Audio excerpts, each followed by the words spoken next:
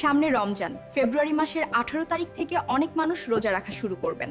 তাই এই পবিত্র মাসটা যেন সুন্দর ও সঠিকভাবে কাটে, এখন থেকেই কিছু প্রস্তুতি নেওয়া খুব জরুরি। রমজান শুধু না খেয়ে থাকা নয়, এটা নিজেকে বদলানোর মাস। এখন থেকেই মন শান্ত করুন, খারাপ অভ্যাস ছাড়ার নিয়ত করুন। হঠাৎ করে নয়, এখন থেকেই নামাজ ঠিক সময়ে পড়া শুরু করুন। প্রতিদিন অল্প করে কুরআন তিলাওয়াতের অভ্যাস গড়ে তুলুন। রোজার জন্য শরীরের প্রস্তুতিও জরুরি।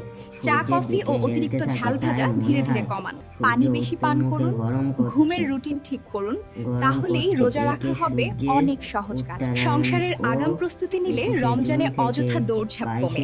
নিত্য প্রয়োজনীয় বাজার ও রান্নার পরিকল্পনা আগে করে রাখুন। কারো সাথে রাগ বা অভিমান থাকলে এখনই মিটিয়ে নিন। ক্ষমা করুন, ক্ষমা চান। রমজান আসে পরিষ্কার হৃদয় নিয়ে। রমজান শুধু একটি মাস নয়, এটা নিজেকে নতুন করে গড়ে তোলার সুযোগ। এই ফেব্রুয়ারি থেকেই প্রস্তুতি নিন, যাতে রোজা